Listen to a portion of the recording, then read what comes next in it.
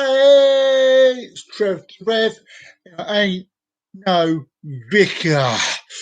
Welcome, Chunga, my friends. Chunga to the show. We'll start the video. We'll start the video with the usual. If you've enjoyed the show, if you've enjoyed what you've seen, please hit that subscribe button. Hit the thumbs up button and hit that subscribe button. That was my mistake. Before, if you want to see some more of my shows, please hit the subscribe button and ring that bell when you want to know when the shows are coming out. Yes, indeedy. Yes, indeedy. Now, through the show, you're going to hear noises in the background. Ooh, yes, I've got a wash machine going on. I've got tumble dry going on. I've got a cat being an absolute lunatic. Woo, yes, absolute lunatic. So it shows you that I do my videos live. You never know what's going to happen. Yes, So let's start off. Let's start off with some funnies. Some funnies. Yes, some funnies. So a guy is late for an important meeting. Yeah, my throat starts already. He can't find a place to park. In desperation, he begins to pray. Please, Lord, if you help me find a parking stall right now, I promise to go to church every Sunday and never drink vodka again. Ever again. A moment later, he sees a little empty spot right next to the entrance. Never mind, found it. Three couples are trying to get married at the same church. There was a young couple, a middle-aged couple, and an elderly couple. The three couples meet with the priest and discuss when they can get married. If you wish to get married in my church, you must all go 1 month without having sex, said the priest. 1 month later,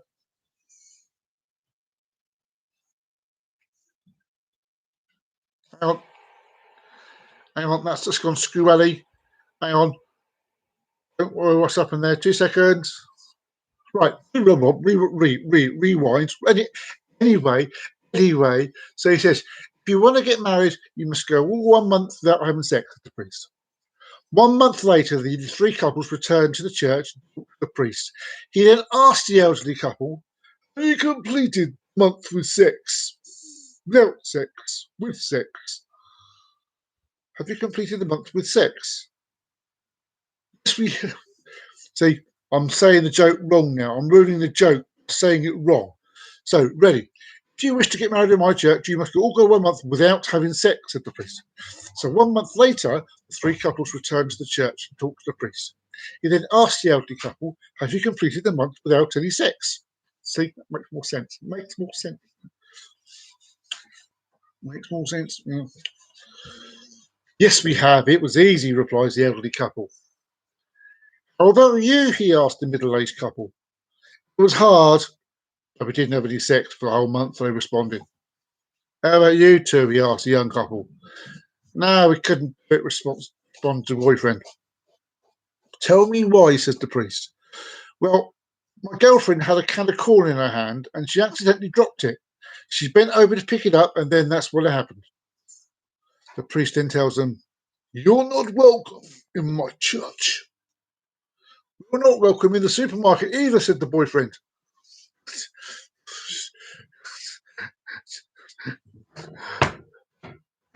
Yeah. Now, in World War One was a trench warfare, and neither the Americans nor the Germans could get the upper hand. It was a TV show in the 80s. We're reaching stalemate. One day, an American came up with a plan that could win them the war.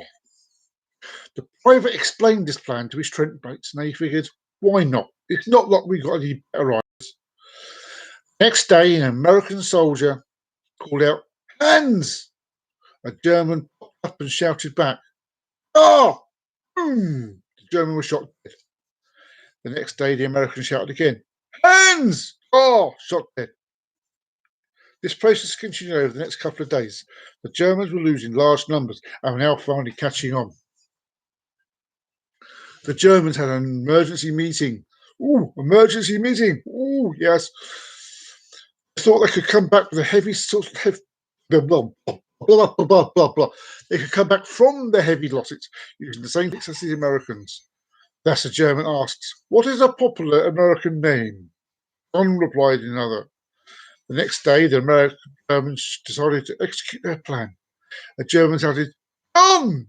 An American called back, "Is that you, Hans?" "Ah!" And that's how the Americans won World War One. Well, Europeans won World War One. You know. One more. One more. Now, a woman has twins and has given them up for adoption. One of them goes to a family in Egypt and is named Amal. The other one goes to a family in Spain and is named him One.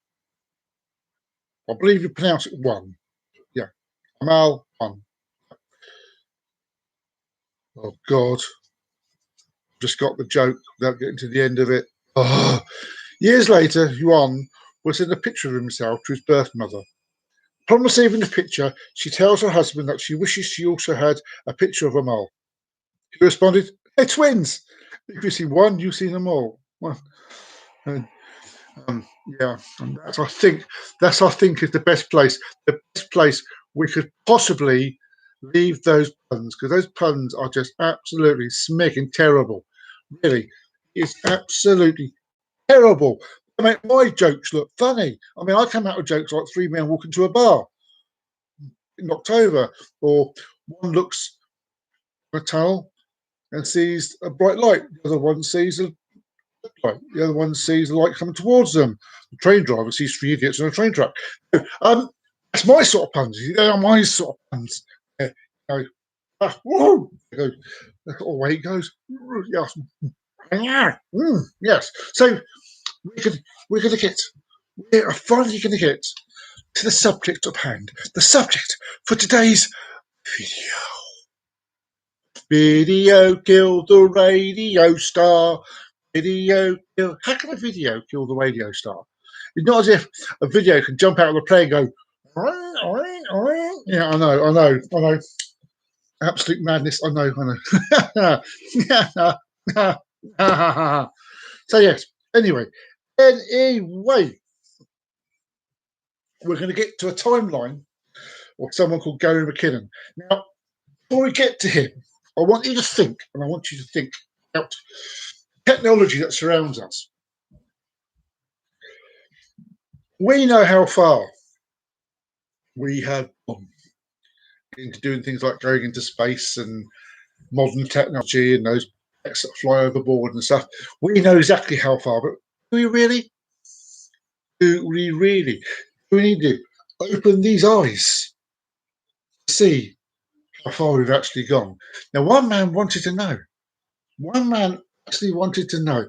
Accidentally doing something rather naughty. Oh, yes, Mrs. Rather naughty. His name, Gary McKinnon. Now, Gary McKinnon was born on the 10th of February 1966. So that makes him 4 years older than me. Yes. He's a Scottish man. There's a loss about this horse.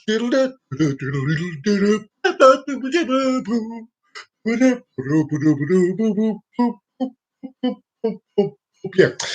So yes, he's a Scottish systems administrator and a hacker who was accused in 2002 of perpetrating the biggest military computer hack of all time.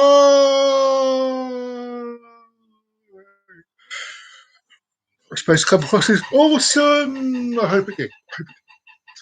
Although McKinnon himself states he was really looking for evidence of free energy suppression and the cover up of UFO activity and other technologies potentially useful to the public. On the 16th of October 2012, after a series of legal proceedings in Britain, Home Secretary Theresa May blocked extradition to the United States. Yes. So we're going to go to the timeline now. Right?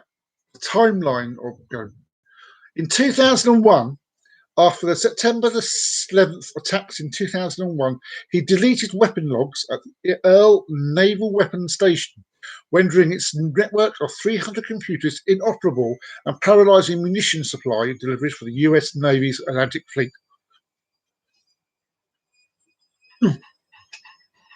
In 2002, he was interviewed again on 8th of August 2002, this time by the UK National High-Tech Crime Unit.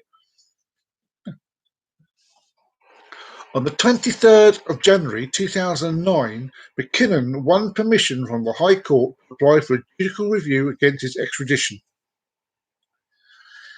In August 2009, Pink Floyd, All in All, It's Just Another Brick in the Wall. Weird. I've been fine all day. Second I go to do this, yawning starts. I do apologise. I'm trying not to yawn. It's like starts. Anyway, August 2009, Pink Floyd, David Gilmour, All in All, It's Just Another Brick in the Wall.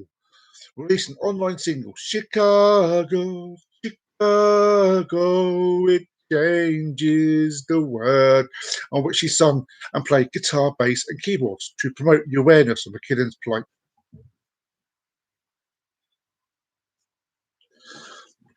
My phone on silence, doesn't go. Dennis Sharp, McKinnon's mother, stood as an independent candidate in 2010 general election in Blackburn in protest against the sitting Labour MP Jack Straw, who was Foreign Secretary when the extradition treaty was agreed. In January 2010, Mr Justice Mitting granted McKinnon a further judicial review of the decision of Home Secretary Alan Johnson to allow McKinnon's extradition. So, what was he? All this, I'll tell you what he did. This is the alleged crime. So you got to do. We can't say he did it. No.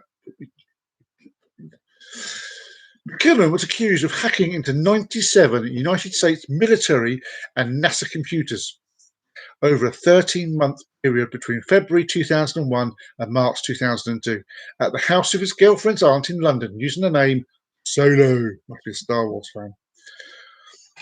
US authorities stated he deleted critical files from operating systems which shut down the United States Army's military district of Washington network of 2,000 computers for 24 hours. McKinnon also posted a notice on the military's website. Your security is crap, man.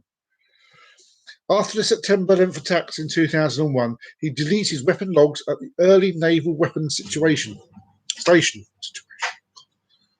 Losing it already. Rendering its network of 300 computers inoperable and paralysing munition supply deliveries for the US Navy's Atlantic Fleet. McKinnon was also accused of copying data, account files and passwords onto his own. Amazing. The moment I start doing the video, the yawning starts. I apologise. You can't fake a yawn. You can just hide it. You hide it. McKinnon was also accused of copying data, account files and passwords onto his own computer. US authorities stated that the cost of tracking and correcting the property he called was over $700,000. While not admitting that it constituted evidence of destruction, McKinnon did admit leaving a threat on one computer. US policy is akin to government-sponsored terrorism these days. It was not a mistake that there was a huge number stand down on the September 11th last year, or the year which is going on. I am Solo. I will continue to disrupt at the highest level. That's what he wrote. Now, Gary was Mr. McKinnon was in search of suppressed UFO technology, the biggest kept secret in the world because of its comic value. It's a very important thing. Old age pensioners can't pay their fuel bills. Countries are invaded to award oil contracts to the West, and meanwhile, secretive parts of the secret government are sitting on suppressed technology for free energy. Mr. Gideon said in an interview with Spencer Kelly. IT expert and so-called hacker McKinnon has claimed in an interview with Rich Planet TV that he came across information regarding to UFOs and extraterrestrial life during his infamous foray into NASA's computer system.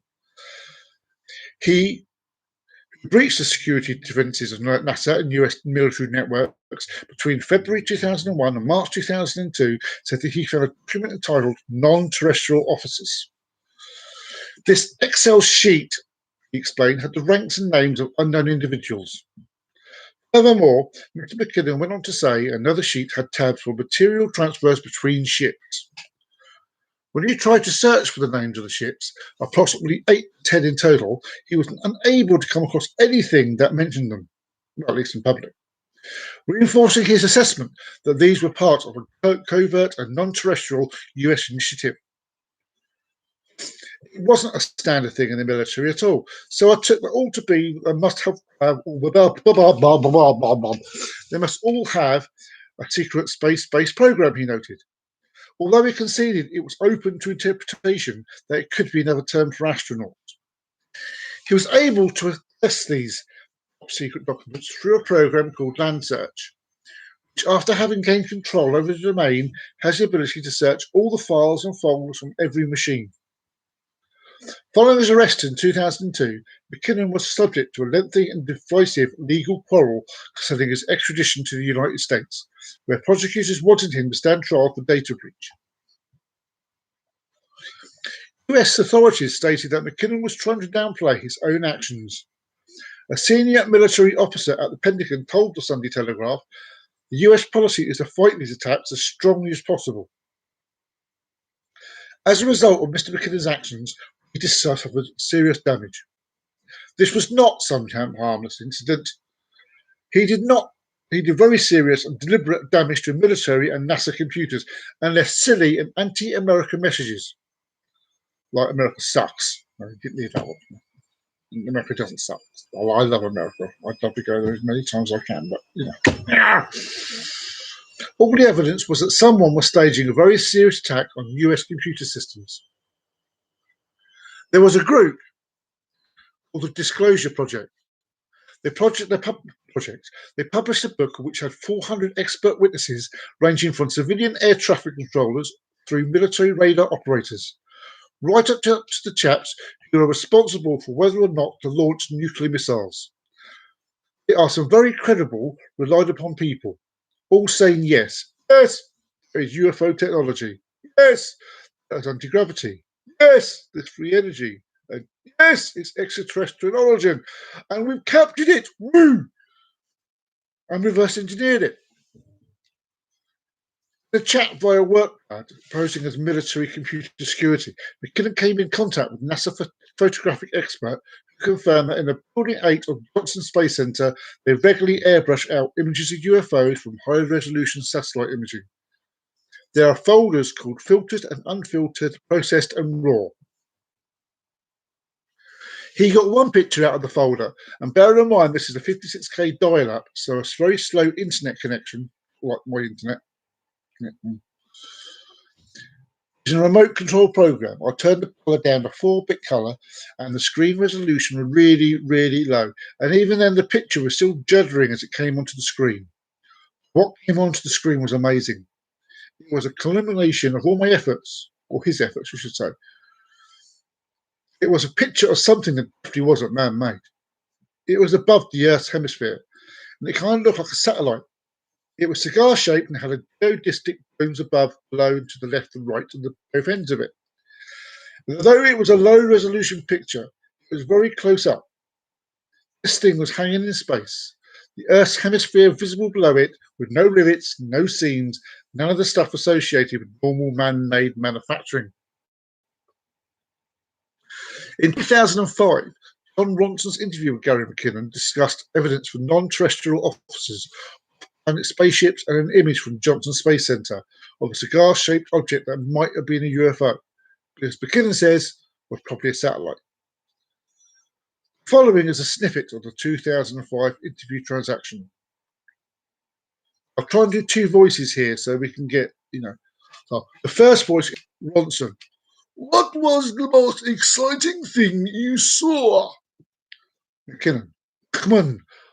You'll know it's McKinnon, Chloe, so McKinnon. McKinnon. I found a list of officers' names under the heading Non-Terrestrial Officers. Non-terrestrial officers. Uchtman. Yes. I looked up and it nowhere, Uchtman. It doesn't mean little green men. I think it means not based. I found a list of fleet to fleet transfers and a list of ship names. I looked up, they weren't US Navy ships. What I saw made me believe there was some kind of spaceship off planet. The Americans have a secret spaceship. Uchtman. That's what this trickle of evidence has led me to believe. So you got that, two different people. McKinnon was first interviewed by police on the 19th of March 2002. After this interview, his computer was seized by the authorities. He was interviewed again on the 8th of August 2002, this time by UK National High-Tech Crime Unit.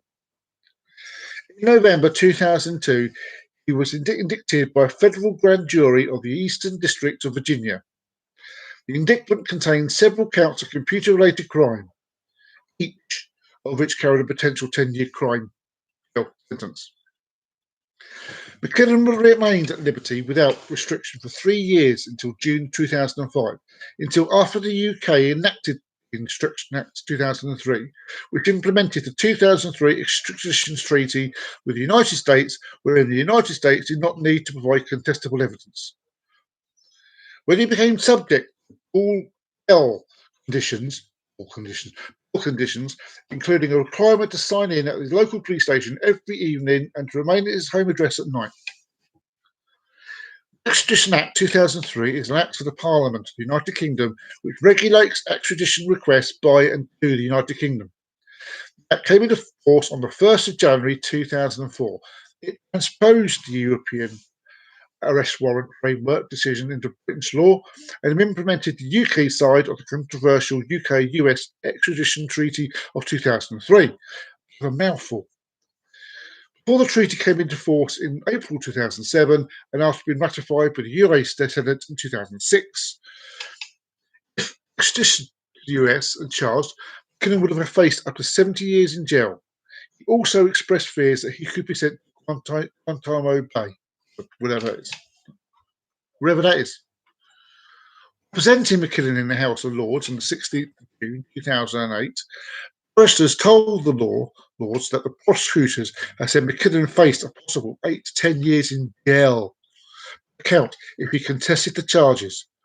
There were 7 counts without any chances of reparation, only 37 to 46 months if he cooperated and went voluntarily to the United States. A US-style plea bargains were not part of English jurisprudence. Yeah. Although it is standard practice to reduce the sentence by 1/3 for a defendant who pleads guilty, and McKinnon's lawyers contended that in effect this was intimidation to force McKinnon to waive his legal rights. McKinnon also stated that he had been told that he could serve part of his sentence in the UK if he cooperated. He rejected the offer because the Americans could not guarantee these concessions. His barrister said that the law lords could deny extradition if there is an abuse of process. If the United States wished to use the process of English counts to snuggle the extradition of alleged offender, they would play by our rules.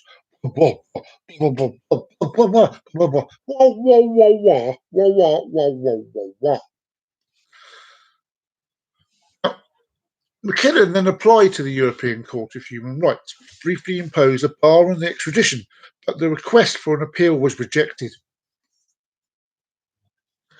On the 23rd of January 2009, McKinnon won permission from the High Court to apply for a judicial review against his extradition.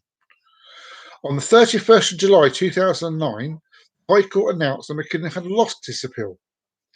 McKinnon's legal team, solicitor Karen Totner and barrister Ben Cooper, applied for a judicial review into the Home Secretary's rejection of medical evidence,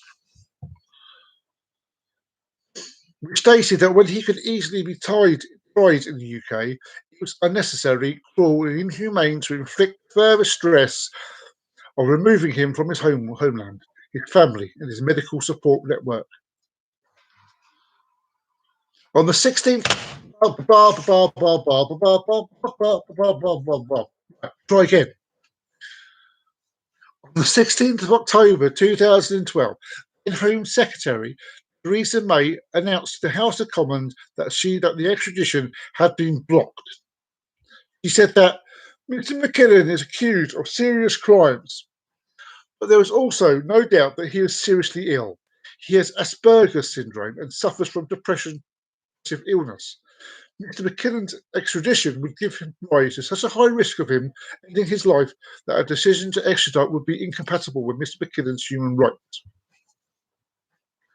She stated that the Director of Public Prosecutions would determine whether McKinnon should be traced trial before court. On the 14th of December, the DPP, Keir Starmer, announced that McKinnon would not be prosecuted in the United Kingdom because of the difficulties involved with bringing a case against him when the evidence was in the United States. In January 2010, Mr. Justice Mitting granted McKinnon a further judicial review of the decision of Home Secretary Alan Johnson to allow McKinnon's extradition. Mitting distinguished two issues that were arguably the first being whether psychiatrist Germany Turk's opinion that McKinnon would certainly commit suicide if extradited means that the Home Secretary must refuse extradition under Section 6 of the Human Rights Act 1998.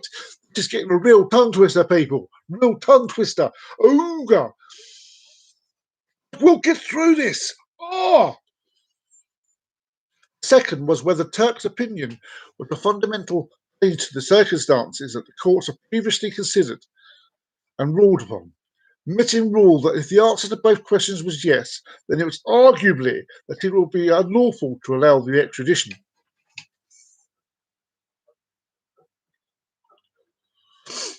Oh, it just goes on and on and on like a bloody record. Oh, yes. So, as it goes on, as I say, basically, American government wanted him and the British people wouldn't let him go for his reasons. Now, it makes you think, if he had discovered that in America that these people did exist, you would think they would do all they can to save face by making us believe that he was lying, which he wasn't. So the question is there a space fleet up there run by NASA? I personally think there is. It wouldn't surprise me in the slightest bit at all. I feel we are so far, we are further along technology than what we've been told. That for me is no question at all. No question at all. So two questions come to my mind. If we are that far along, why can't we average human people, or average Terran people, whatever they call it, be told? Have we come to a point now where we can accept there is life out there? Have we come to a point now where we can accept that more intelligent life there, and that we are up there ourselves helping them as they help us? Why can't we be told these things? So, as you said, I'd always know these things and say these things with an open mind. I see both sides of the subject. Both sides. Oh, yes, I do. Yes, I do. So I'll let you come to your own conclusions. Yes, I hope you do. And if you want to put your thoughts on there, please do. I have no problem with that at all. Put the thoughts and let me know what you think. So on that note, if you've enjoyed this video, which is full of madness, I'm sure it has, please let me know. Tell me what you think. I always love to hear your comments. So if you've enjoyed it, hit that thumbs up button. If you want to see some more of my stuff, and you haven't done so already, please subscribe to my channel. And if you haven't done so already, and you want to know when more of my shows are coming out, please ring that bell. Until next time, good luck, my friends. This is Trev the Rev signing off. But before I go, I have to say one more thing. Oh, yes, missus. I've got to say one more thing. Next week, just when you think Conspiracy things can't get any worse. We're going to go discussing into something called the hollow earth theory. Yes, the hollow earth. Is the earth hollow? Well, I think yes and no, but we'll go into that next week. So until next one, this is Trev the Rev signing off. Bye bye.